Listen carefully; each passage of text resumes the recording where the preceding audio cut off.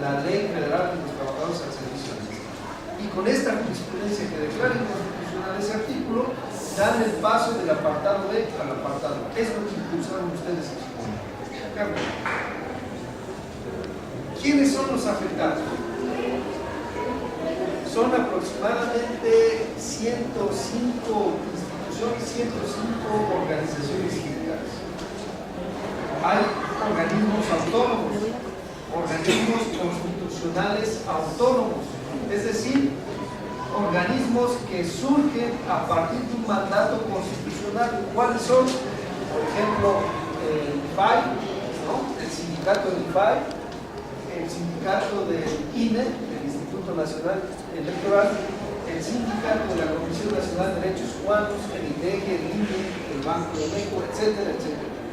Son algunos organismos autónomos que también se ven perjudicados por esa reforma política del Distrito Federal que afecta a la Constitución.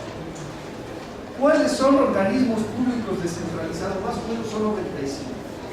En primer lugar, ustedes, se ven, el sindicato de la UNAM, el sindicato del CFE, de la PGR, del SUNIT, del INA, del INBA, de la CNA, de SITUAR, el sindicato de académicos de la Universidad de Chapingo, el sindicato de la Universidad de Ibero, el SUTSIA, el sindicato único de trabajadores del Centro de Investigaciones y Estudios Avanzados del Politécnico, el SUCORTEX, etcétera, etcétera, etcétera.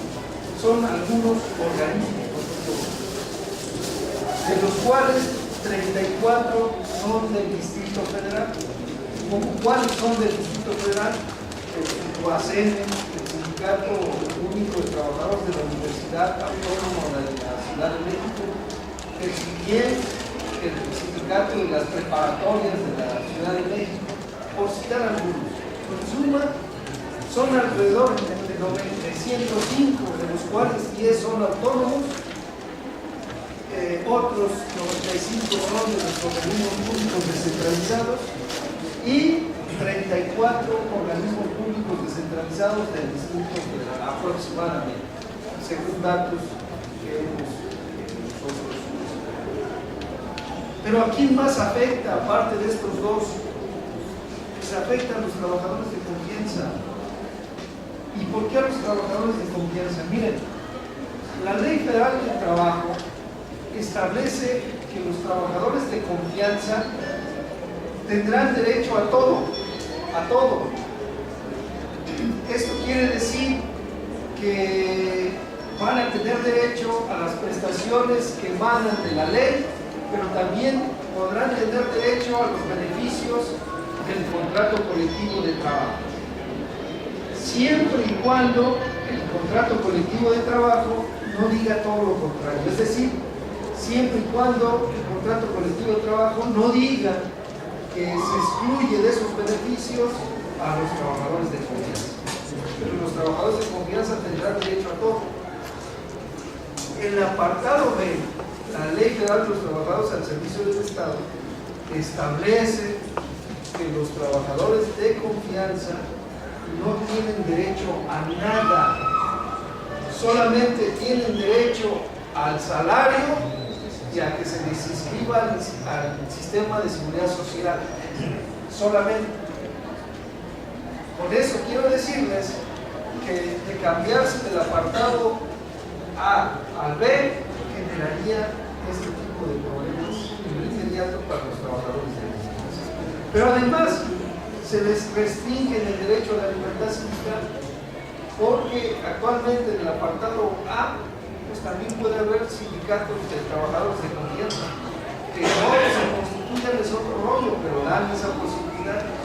Pero aquí automáticamente les limitan esa posibilidad. No puede haber esa oportunidad para los trabajadores de confianza.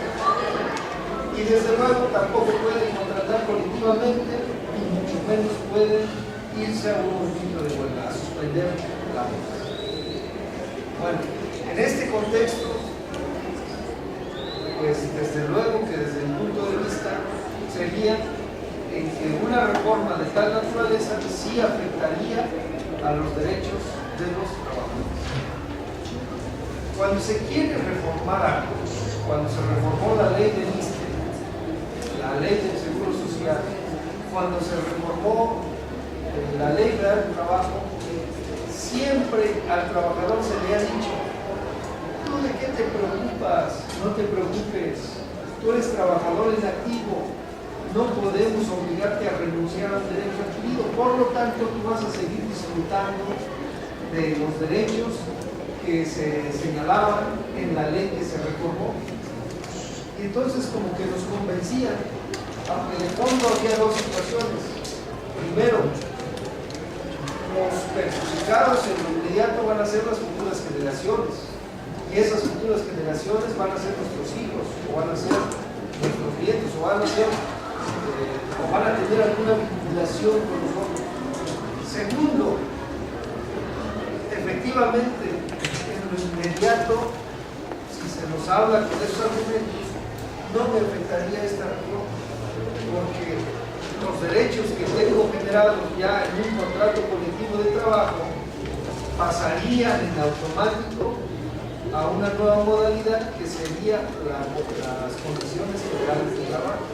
Sí, pero a partir de ahí para adelante se limitaría la posibilidad de actuar como sindicato de la manera que lo están haciendo con la tradición de lucha que tienen ustedes como organización, en donde para poder pactar las prestaciones de los trabajadores se tiene que negociar, se les excluiría ya de esa posibilidad y sobre todo se les limitaría la posibilidad de irse a un conflicto de vuelta, porque primero tendría que acreditar que las violaciones se dan de manera general y sistemática y después tendrían que tener el consentimiento del Tribunal Federal, es decir, el consentimiento de la autoridad, cosa que no sucede en la parte de abajo. Ustedes hacen un pliego de peticiones con emplazamiento a huelga y le dicen a la autoridad: si no me satisfaces la demanda, tal día, tal hora, está ahí la huelga. Cosa diferente de la parte de abajo. Entonces, aparentemente en lo inmediato no pasaría nada, pero a partir de que se haga el paso A a B y se suscriba el contrato en las condiciones generales de trabajo, de ahí en adelante los limitaríamos en el derecho de la libertad.